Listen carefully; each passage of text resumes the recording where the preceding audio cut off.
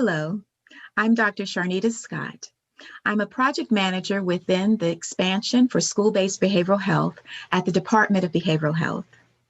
Joining me for this video is Dr. Mariola Rosser, project director at the Center for Health and Healthcare in Schools at the George Washington University, which supports the implementation of the DC School-Based Behavioral Health Community of Practice.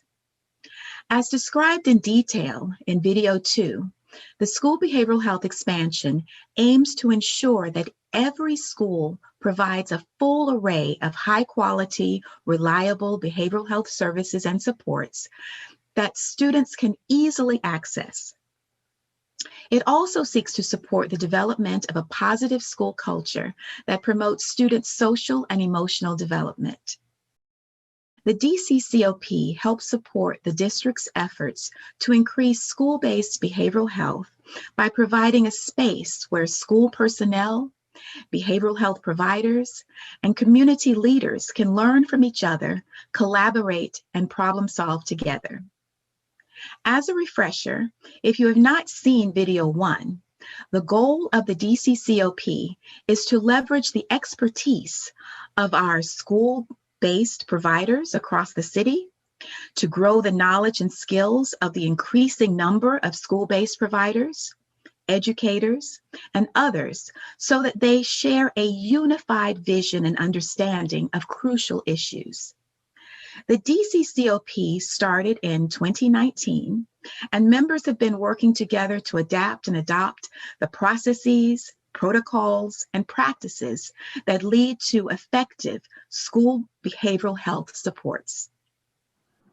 A community of practice is simply a group of people that share passion about a topic that they care about and interact on an ongoing basis to deepen their learning and to improve their practice. It's also a learning space where members come together to solve problems, discuss insights, share information, and co-create tools. For the members of DCCOP, our passion and expertise is on providing and sustaining quality behavioral health services to children and youth in the District of Columbia. Every month, the DCCOP hosts a meeting where a new skill or new knowledge desired by the community members is shared. During these meetings, there is also time for problem solving with colleagues, trying out new skills and sharing resources and ideas that have worked in our local schools. In the week after the DCCOP meeting, we usually offer a skill building chat.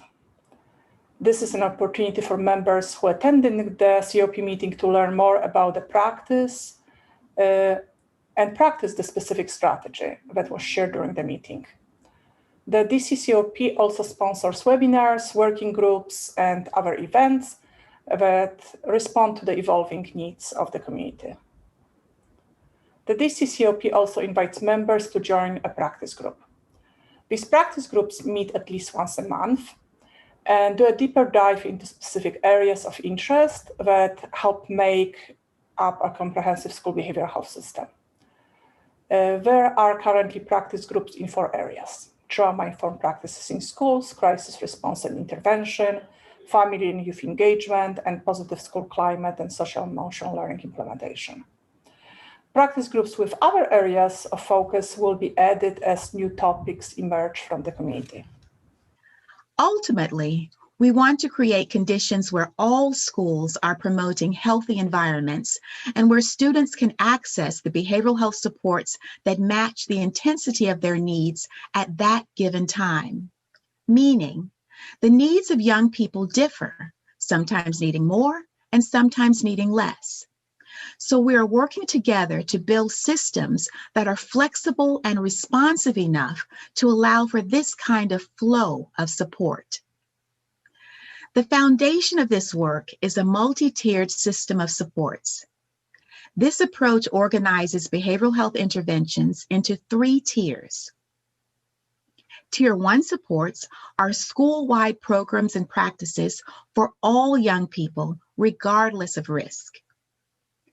Tier 2 supports are for those students identified as at risk because of some environmental, familial, or social issue, or a student who demonstrates early warning signs.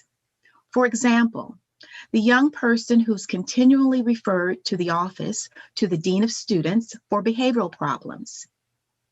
Teacher, student, and family input, data, and other tools are used to identify and match available resources for the student's needs.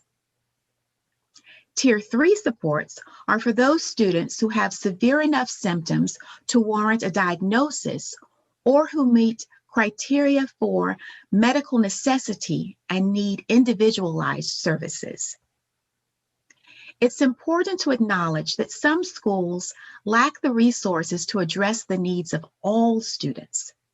This is why we are so excited that a central part of DC's plan to expand school-based behavioral health supports includes partnerships between schools and community-based organizations to expand services.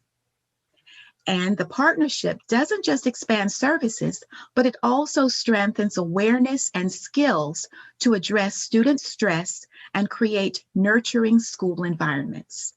In summary, for the school year 2019-2020, we hosted 20 meetings, informal chats, and trainings, often with more than 100 people participating in individual events.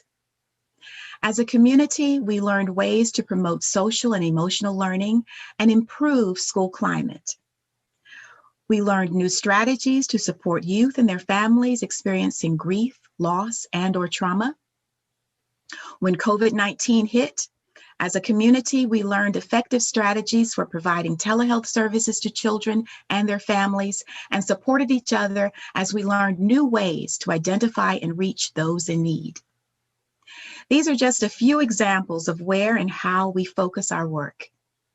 In the 2020-2021 school year, we'll be focusing on creating a welcoming school environment and supporting a safe return to school, addressing implicit bias around family engagement in behavioral health, sharing new ways to engage colleagues and outreach to students and families, and so much more.